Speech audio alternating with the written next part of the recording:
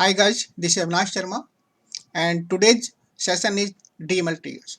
Before we discuss the DML triggers in details, we should check some points on the DML triggers. DML trigger is a special kind of procedure because it could be any trigger. Trigger is dependent on the event. We are talking about the DML triggers. So events are insert, update and delete. When you manipulate the data using this event, then you can create the triggers for those events. When this event occurs, then triggers fires automatically. Generally, DML triggers, you can use these triggers for enforcing your business rules and validation of the data. And we will check this rule in our practical. Finally, in trigger, you can use the rollback statement. Suppose your rule fails and your rule does not validate the data, then you can roll back your state. Now we come to the types of the DML triggers. There are two types of the DML triggers: after for trigger and instead of trigger. After for triggers you can use for the events insert, update, merge or delete statement. Instead of triggers, this trigger overrides the standard action of the trigger statement. What does it mean? It means standard action. Suppose you want to fire an event for your update or delete. So in fact, it will not update or delete insert the data. It will do something else. So we have discussed instead of triggers in details in another video. You can check that video. Now we discuss the syntax of the trigger. How to create the trigger. In the first statement, you can see create or alter. It means if it's a new trigger, then create, and if the trigger is already created and you want to change, then you can use the alter. In second statement, it's a trigger name, it's a user defined name. You can use the name, a meaningful name of the trigger here. Then you have to decide on table or view. Trigger can be created on table or view. And if you are using the view, so make sure an event is associated with the view. Then you can define some option and for, after, instead type of trigger. Which type you want to use, you can mention here. So, and next statement we have the list of the event.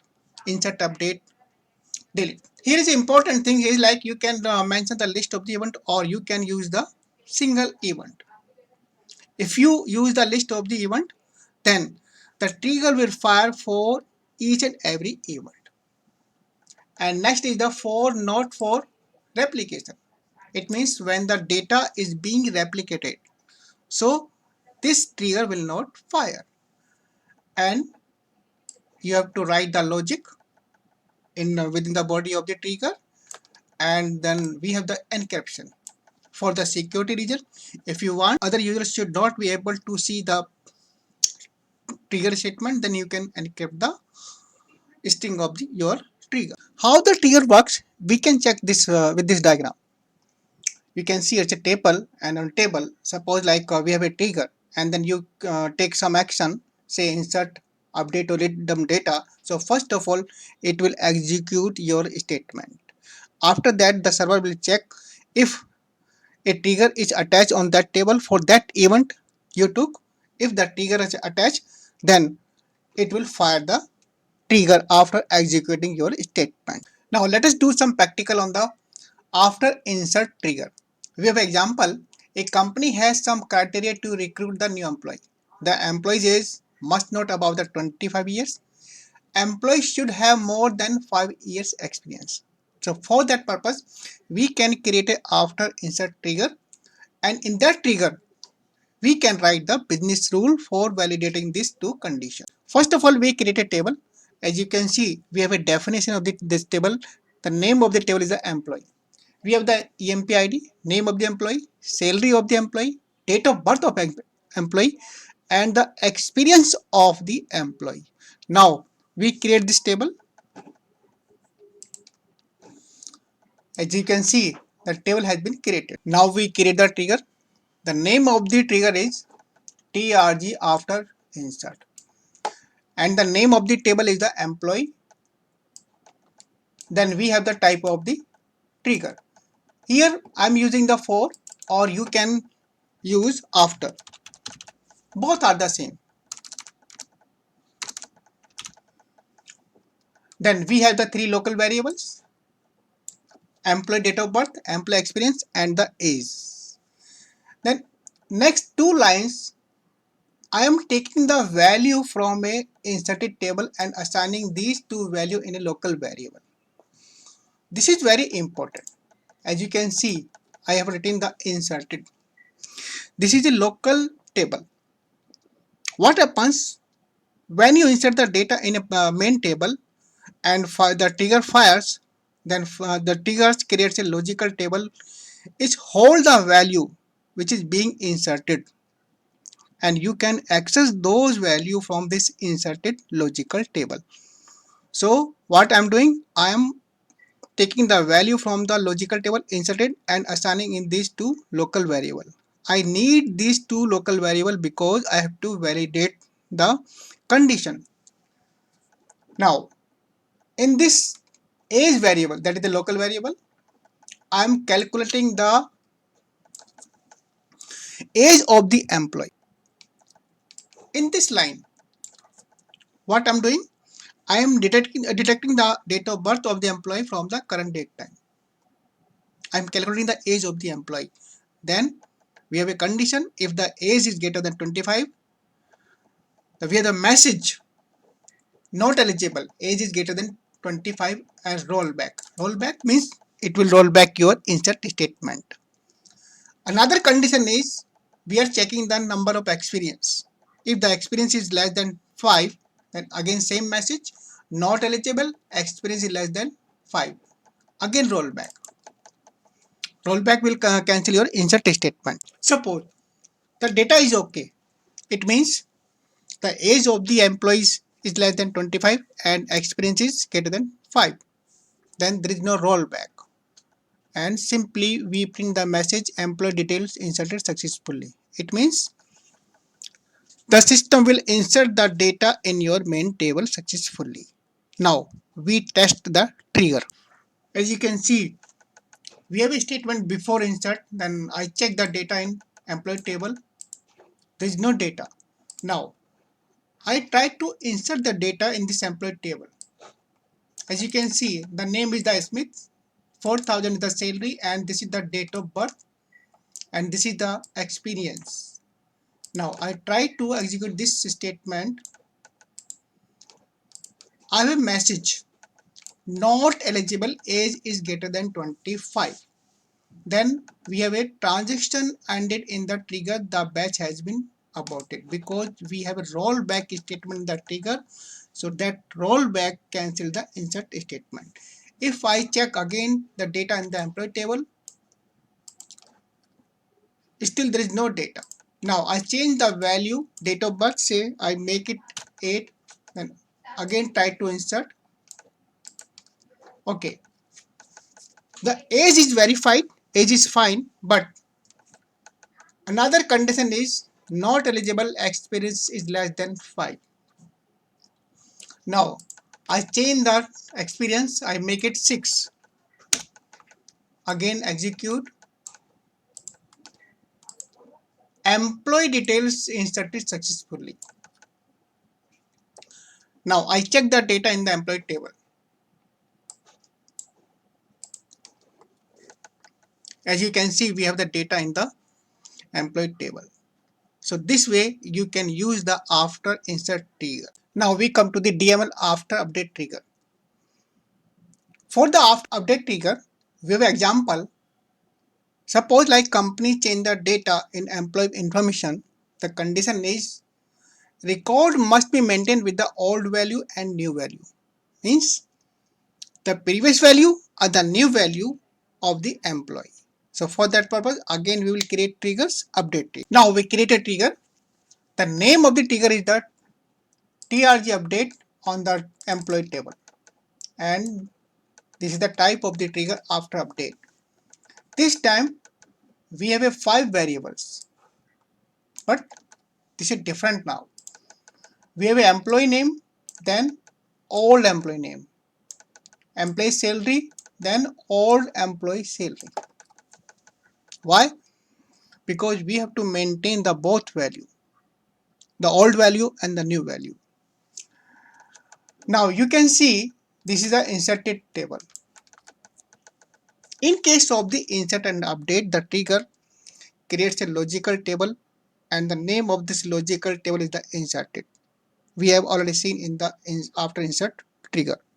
So I'm taking the value from the inserted table. But this line, if you see this line, all employee name, and the table name is this time is the deleted. Again, this is very important.